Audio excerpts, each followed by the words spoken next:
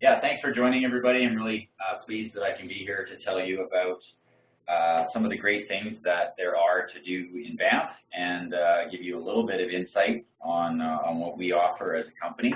There's a little bit about me up there just to give you some context of who you're talking to, and hope that helps. Here's our itinerary for today. I'm going to take you through a little bit of who Discover Banff Tours is and where we came from, and then I'm going to talk about a couple of key activities for Discover Banff Tours that we offer. There's a lot of different things that we do, and then I'm going to touch on a couple of companies that we work with, which you can see up there: Banff Trail Riders, Mount Norquay, and the Yamnuska Wolf Dog Sanctuary, and just a couple of key activities for each of those, some of which will be Canadian signature experiences. Others are just really popular activities that we offer.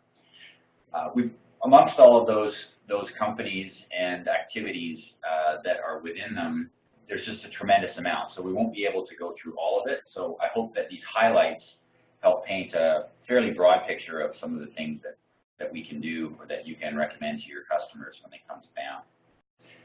So whenever I present, whether it's live or over the internet, I really like to start with a story of Discover Banff Tours and where we came from as a business, because I think it helps set the stage for who we are and what we do really well.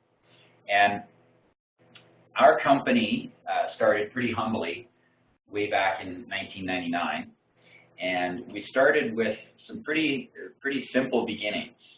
Way back in the day, the founder of our business, his name's Jonathan, he was working in Banff as a ski bum. Well, I guess if you're a ski bum, you're not working, but he was working in Banff in the ski industry as an instructor and picking up odd jobs all over the place as a taxi driver, shuttle driver for other activity companies, and making ends meet. What he realized is that during that time, there was really no chance for people to get out and explore the national park in the winter on a tour. Lots of activities and things to do, but no tours that would tell you about what it's like being in a national park and what a national park is. So he got the idea to start a tour and a touring company. And we began, like it says up there, very simple. We had one tour starting once a day, only in the winter, and that's called our Discover Banff and its Wildlife Tour, and we still offer that tour today. He got a cell phone. They were a little bit bigger back then, and it went everywhere, and that was basically our reservations department. Went to the shower, went to the pub, well, not in the shower, but in the bathroom, went to the pub, bedside table, and if any of you are old enough to remember, we even processed credit cards through that phone by punching in the credit card numbers manually with the digits. Very painful process. And in order to deliver the tour, we hired a guide, and we borrowed a bus from a whitewater rafting company that wasn't using it in the winter time, and we started to do tours. And from the very beginning, we began with a simple philosophy and an idea that we wanted to provide what we called small, personalized tours. And for us, that meant, most importantly, that everybody coming on the tour with us, because our tour size was small, that the guides would have a chance to interact with each of the guests, and the guests would feel like that they made a connection to a local and to the area through the eyes of a local leading the tour. Now, today, Discover Banff Tours is much different than that. We're no longer one tour. We have dozens and dozens of tours that we sell through ourselves and by representing other businesses. We have a sophisticated reservation system and a team that takes all the bookings, as well as an entire fleet of vehicles that we own, a head office, reservations office. So there's a lot going on. But the thing that still remains with the Discover Banff Tours experience today is that we believe in, when we're delivering our own tours, it's still a small, personalized tour experience. So that means our vehicles are still smaller. We still emphasize lots of interaction between the guides and the people on tour. And when it comes down to it, when you talk to people that go on the tour, that's the message that consistently comes up, is the guide really made the difference on my holiday or my tour or the activity that I was doing. And so that's really, really important to us. Keeping the tour size small allows us to have more stops at viewpoints. We bring little show and tell items on board the tours, and it just enhances the story that we're trying to tell. And so we've become, not only through our own tours, but now through all the other things that we offer, we are now more than just small personalized tours. We are the connection with the national park that we reside in and the areas beyond. Through our own tours, through our charter services, and of course through the activity network that we've developed over the years. And more than anything, what we're trying to do is sell fun and help people build some fantastic experiences and memories while they're visiting in Banff. So here's a 1,000-foot flyover of Discover Banff Tours and what we offer, and then I'm going to dive into a couple of activities that we'll go into a little bit more detail on. So as you can see, we have a lot of different sort of broad categories of things that we do, from sightseeing, wildlife watching, ice walks or like winter hiking tours, snowshoeing. We have a private and groups department that we can customize anything that we do into a private experience. We also do a lot of private transfers between Banff and Calgary and near-in destinations around Banff. We also do long-haul touring, which takes us as far as Vancouver on long-haul sightseeing tours for small groups or even couples. The thing that I want you to remember is that even though we started only in the winter, now we are a year-round business offering tours in every season, and we're open all the time. Things fluctuate a little bit between summer and winter. Obviously, in the summertime, we're no longer doing ice walks or snowshoeing. We shift to other things, sightseeing tours and that sort of stuff. We're well established, and all the things that I'm going to talk about today, what I mean by well established is that we're available through inbound Canadian receptive tour operators and your preferred Australian wholesalers. So all these products and tours that I'm talking about, you should be able to access through them. So the short answer is we've been around for a while, we got lots of stuff to do, and it should be pretty easy to book us through the normal chains for bookings. The picture that we're looking at here, just to give you context, this is one of our hiking locations in the summertime. It's out near a place called Moraine Lake, which is just adjacent to Lake Louise. And that's one of our guides, Hugh. He's a 10-year veteran, over 10-year veteran with Discover Banff Tours and a couple guests on this tour. So now I'm going to talk about a couple of activities that are quite popular with Discover Banff Tours. When people come to the mountains in Canada or come to Canada in general, there's a big expectation of seeing wildlife, and we cater to that desire with two very specific tours. First is our evening wildlife safari, and the second is our Discover Grizzly Bears tour. First, the evening wildlife safari. This is our most popular tour that we do in the summertime. It's popular for a number of reasons. First, it's focused on getting people out to see animals in the natural habitat that is right around Banff and sometimes even in the town boundary of Banff. It's a very short tour, it's only 2 hours, and we spend the time sightseeing and driving around looking for animals. And one of the things that we're really good at is knowing where animals are going to be depending on the time of year. Throughout the day and through the various departures of tours and activities that we have, our guides are sharing information on where we've seen wildlife today, yesterday, or the day before, and improving our chances to go out and find it, see something. And we don't always see things, but we're really, really good at it because of this shared information amongst the team.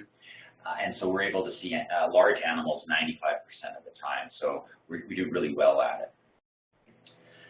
And that is, as I said, that is our most popular tour.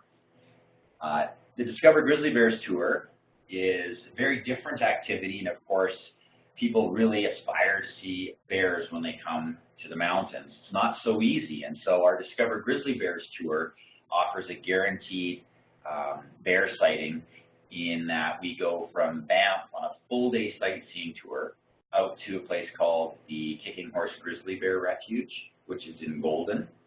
And on the mountain there in Golden, there is the largest grizzly bear sanctuary in the world, and there's a resident grizzly bear there. His name is Boo, and that's his picture. And you get to get up and close and personal with Boo on that tour, not very much distance between you and him. and it's really, really quite stunning. Now, a lot of people ask me, oh, is this like a zoo, or it doesn't seem very nice. Well, there's a couple things that make this very unlike that. First is that the habitat that Boo is in is all natural. It's subalpine terrain, which is just sort of mid between tree line and the end of tree line in the mountains, which is very natural habitat for grizzly bears, and it's massive.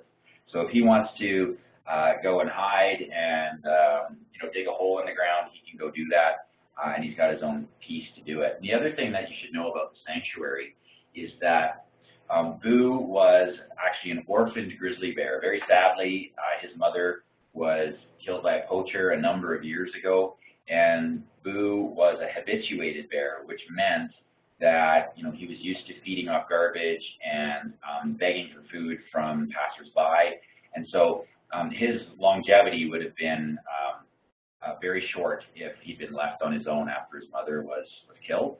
And so the refuge was set up to place Boo in a place where he could still continue to live and survive, but also remain out of harm's way from the public. So it was a bit of a compromise, but it enables us now to see this really remarkable animal up close.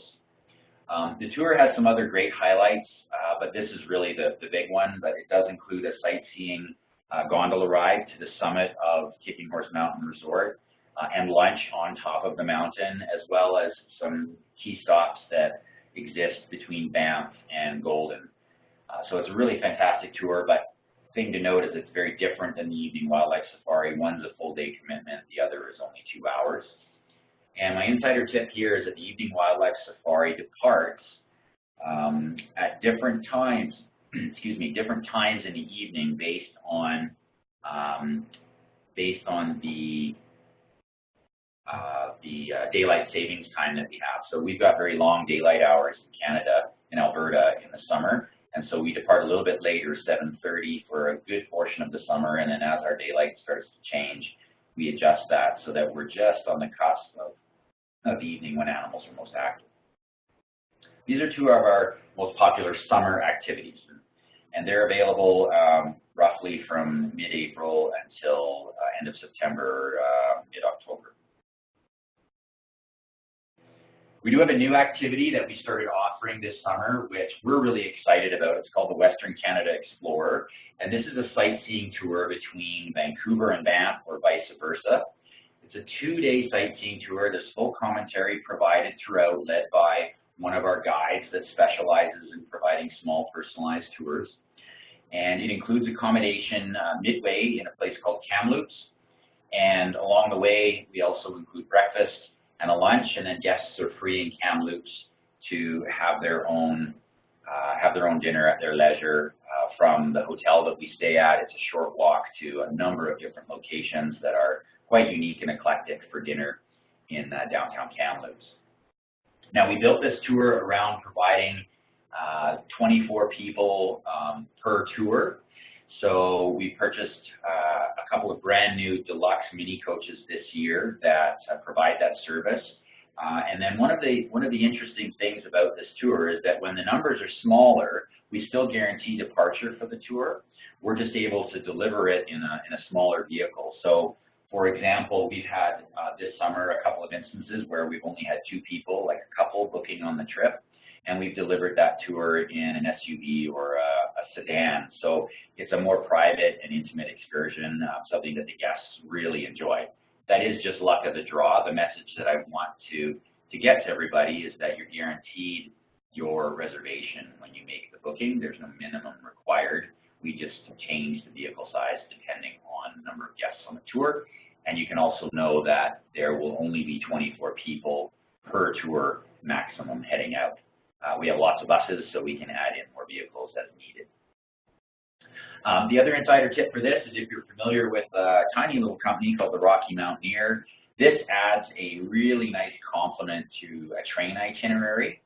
So people that are perhaps making their way from Vancouver to Jasper, Jasper to Banff, and then Banff and trying to get back to Vancouver, or doing that itinerary in reverse, this makes an excellent complement to those train itineraries. Or if the train is out of certain people's budget, then our Western Canada Explorer is a great alternative to the train for those that it doesn't fit in their budget. And that's new for this year. Here's just a great look at one of the stops on the Western Canada Explorer Tour. This is called Giant Cedars. We stop here, and this is where we have our included lunch. It's a picnic, deluxe picnic lunch. And while we're at this, we pull over, we go under some, we've got some shelters and picnic benches that we can eat the lunch at, and then the guests that want to, you don't have to, can walk on this roughly 1.5 kilometer boardwalk loop through a giant cedar forest. And that would be led by the guide, and everyone else would just relax at the picnic table. So there's a lot of interesting stops on the tour. This is just one of them. So I'm going to move on and talk about winter, and this is the first signature experience I'm going to mention. This is called the Johnston Canyon Ice Walk.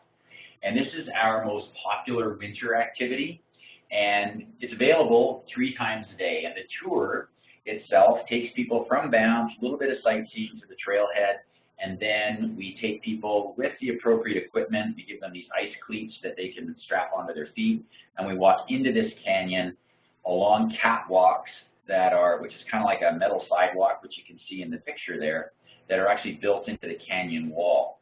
And so we get a great chance to walk in and look at all of these frozen ice falls in the canyon in the wintertime.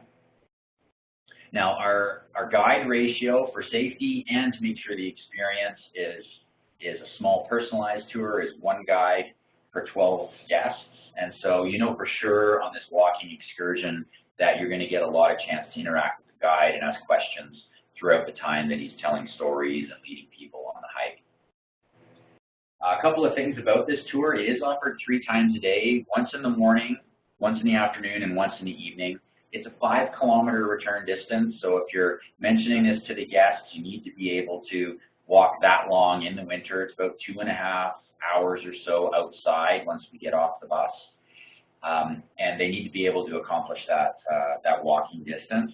The other insider tip for this is the difference between the morning tour and the afternoon tour. The morning tour is going to be much quieter. There's usually fewer people. The afternoon tour is going to usually have a little bit better lighting for photos.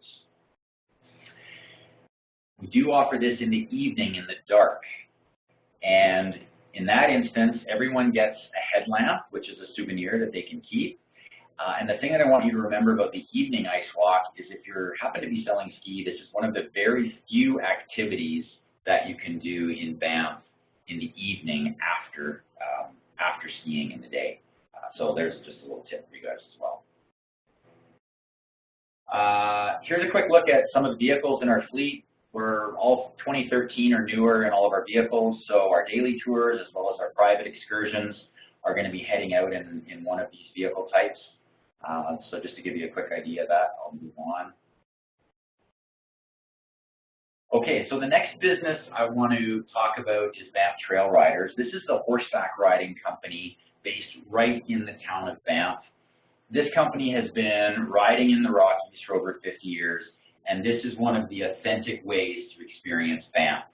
The very first settlers that arrived here were on horseback. Even the First Nations used horseback. And one of the cool things about being on a ride with the trail riders is that the trails that we're using, particularly those that go a little further into the backcountry, are many of the same trails that the first pioneers and settlers used when they arrived. And because we're in a national park, the condition of the landscape around you still looks like what it did back then. So these guests in this photo are at a place called Allenby Pass, which is quite remote, and it's on one of our 6-day backcountry rides. And you can just get a sense of some of the grandeur of the places that you can see while these folks are out riding here. So I kind of touched on a few things that Banff Trail Riders does. The big picture of what they do, they're a year-round business. So in the wintertime, we offer sleigh rides, both private and public scheduled rides. In the summertime, we have what we call our front country rides, which are hourly, 1 hour to 3 hours in length, and then multi-day backcountry rides, which are 2 days to 6 days in duration. And the 6-day one is what you're looking at in this photo here. And we also do carriage rides from downtown Banff of various lengths. So I talked about the front country rides. What I want to touch on here is a signature experience for Banff trail riders called our Cowboy Cookouts. We offer these 2 times a day, both at lunch and dinner. And what's great about this is it gives people a chance to ride, have a dining experience, and wrap all that up in about 3 hours. The dining experience is at our cook site, which is about a 1-hour ride outside the town of Banff. And the trail that heads out to the cook site, you can see in the top photo where the covered wagon is and the horseback rider. It's right along the Bow River. It's a very peaceful and easy ride out, about 1 hour, like I said. Dinner is cowboy steak dinner with all the trimmings, baked potatoes, Caesar salad, baked potato with all the goods that you can put on it, and then coffee and tea and juice are all provided out there as well. And there's always some sort of berry pie dessert to wrap things up. If you're heading out by wagon, you're going to ride out and back on the same trail along the river. If you're heading out by horseback, you get to ride over a place called Windy Knoll, which, if you look at the bottom photo, off the top of this cowboy's hat is roughly around the top of his hat. You ride over this little windy knoll or hill, which makes a nice little loop if you're riding for horseback. Little insider tip for this one is that most people go on the dinner cookout, so it's quite often full. Our capacity is up to 60 people when you combine horseback riders and wagon riders. The lunch cookout is much quieter, more intimate. There's usually fewer people on the lunch cookout. So if people want something a little more peaceful, the lunch cookout is of that nature. Here's a quick look at one of our backcountry lodges. We have 2. This is the main one called Sundance Lodge. And again, when you go on a backcountry trip, you are riding into some superb scenery and mountain landscapes. And one of the things that I need to impress upon you is that this is an authentic and original way to explore Banff. And when you head out to these lodges, what I like to say is that you're riding into the backcountry, but you get a really nice soft landing when you arrive at the lodges. So this is one of the only backcountry lodges, the only backcountry lodge in Banff National Park that's actually equipped with showers inside. When you go on a backcountry trip, it's fully catered, breakfast, lunch, dinner. We're even licensed, so you don't even have to carry any of your drinks out. You can buy your drinks on site, whether it's wine or beer for dinner, and everything's taken care of, your bedding, all that sort of stuff. So it's really quite a fabulous trip. We also do what we call wilderness tent trips. And that's a look at one of the lodges, sorry, on this picture on the left. That's a look at one of the lodge accommodations there. That's a queen-size bed. The map on the right will show you on the lower half where we do our lodge trips, and then on the top portion of the map it shows where we do our backcountry wilderness tent trips. These are a little more roughing it. It's rather than log cabin, it's canvas outback tent that is fully set up. Everything is still catered, still licensed, but you're not sleeping in a log cabin and there's no showers. So it's for a little bit more of a hardy rider doing those sorts of rides. Okay, I think we're going to move on to the next business now. This is called Mount Norquay, summer operations. So some of you may be familiar with Mount Norquay Ski Resort. They are one of the oldest ski resorts in the Banff area of the 3 main ones. They had their first ski runs appear in 1926. And within the last 4 years, they've opened to summer operations, and they have a couple of different things that they're doing. Sightseeing chairlift, pretty self-explanatory. At the top of that chairlift, there's a Cliff House Bistro where you can have craft beer and artisan sandwiches and charcuterie. And then they have this activity called Via Ferrata, and a lot of people don't know what that means. Via Ferrata is what I like to call climbing for dummies.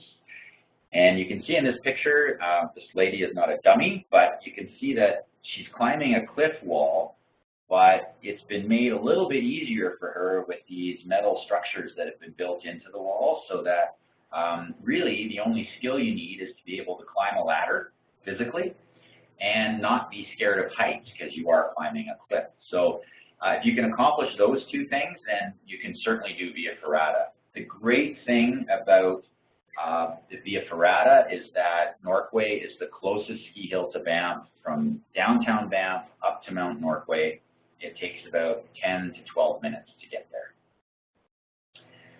Now their Explorer Tour, their Via Ferrata Explorer Tour, is a Canadian signature experience. It's 4 hours long, and it's probably the most popular one that they do. They have a much longer one and a shorter one, but this is their signature experience. And it's probably the best one to really get out and get a really good sense of what Via Ferrata is. It is a guided activity, one guide per 8 customers. That's to maintain safety and route management while you're out there. And this particular route includes this awesome suspension bridge over a chasm and some stunning views overlooking Banff. So you can see the group on the bottom and the town of Banff just in the background there. One of the things that's fantastic about Norquay, whether you're doing a Via Ferrata tour or you're doing just a trip up to the sightseeing chairlift, is that they offer free transportation from Banff via their bus service. So they'll pick up at a few key locations in Banff, and then bring you up to the mountain. So here's a look at the sightseeing chairlift. And one of the great things about this, again, we're a short distance from Banff. You can actually see the road going up the mountain from that highway interchange down there, and then the town of Banff just off to the right. So that's about a 10 to 12 minute drive to get up there. And then depending on how fast the chair is running, it's about a 14-minute ride up to the Cliff House Bistro where you can have lunch, or that's where they stage the Via Ferrata tour from. So you take the chairlift, and then you start climbing for Via Ferrata.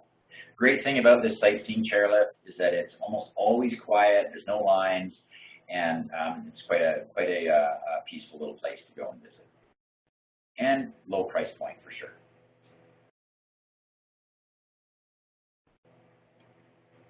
Okay, the last business that I want to talk about today is called the Yamnuska Wolfdog Sanctuary.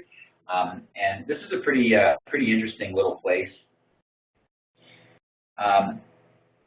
What is a wolf dog sanctuary? Well, the animal that you're looking at there is a wolf dog. It's part wolf, part dog, and these animals don't come to exist naturally. They're created by breeders.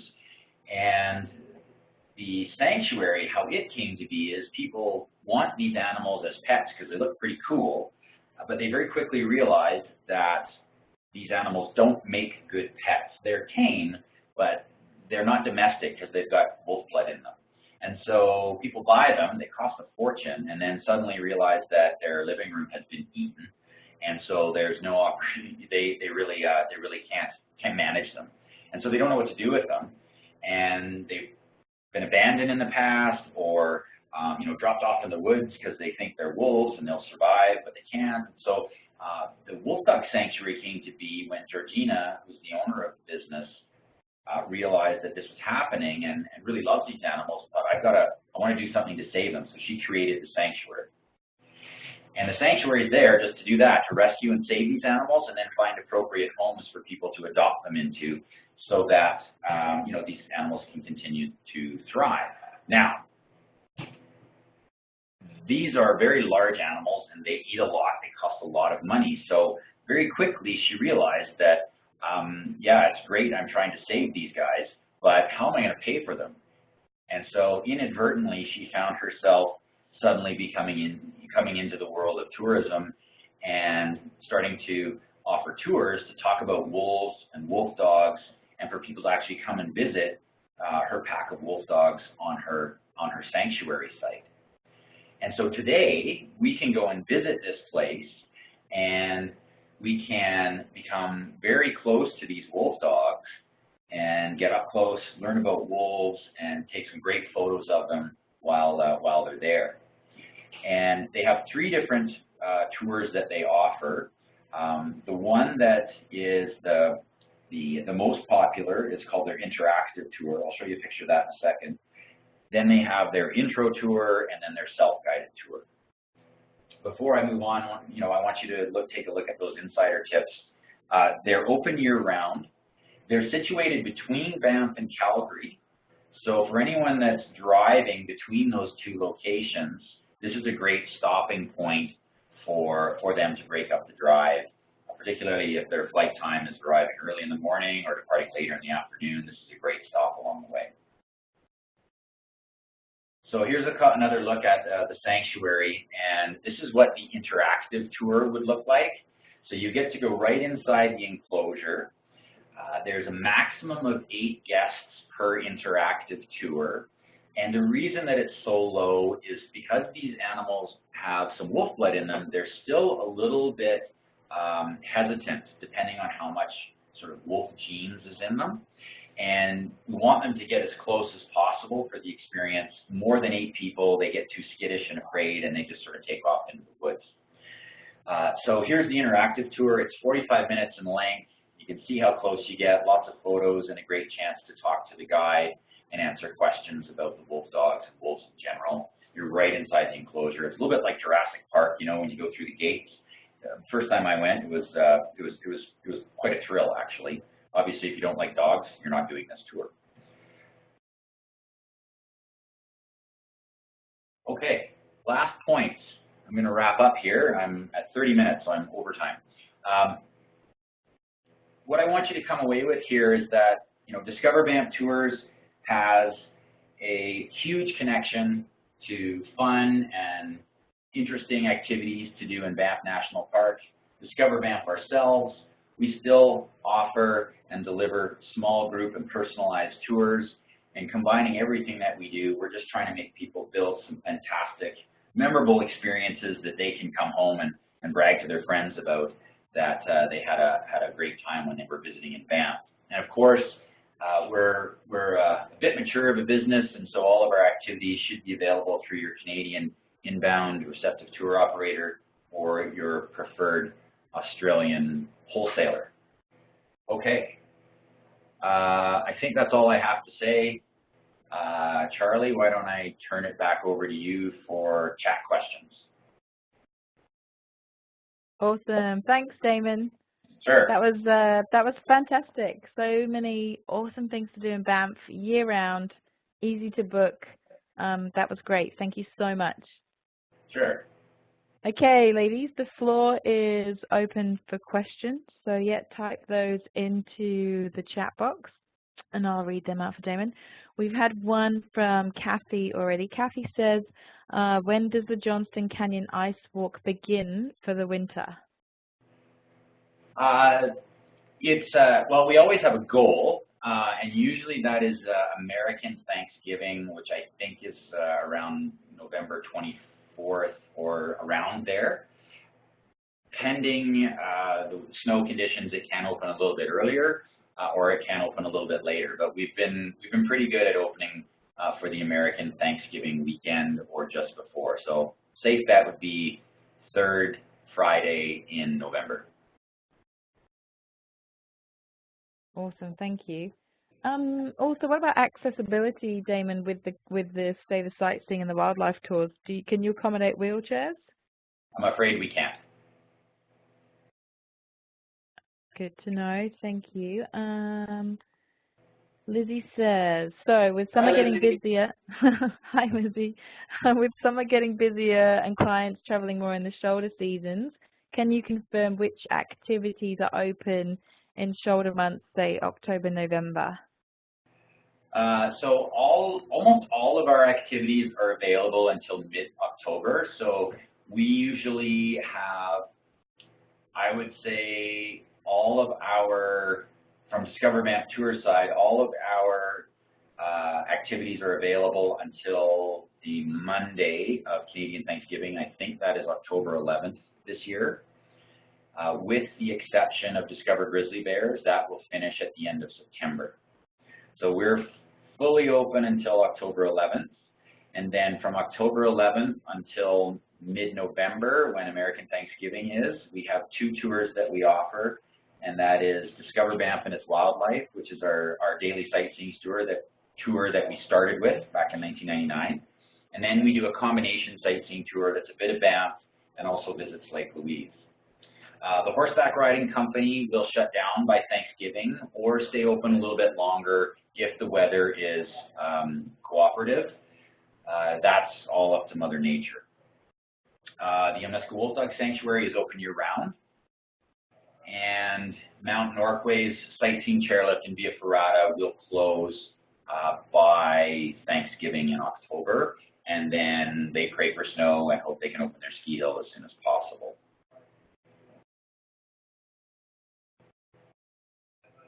Awesome, thank you. But yeah, still plenty to do through the year.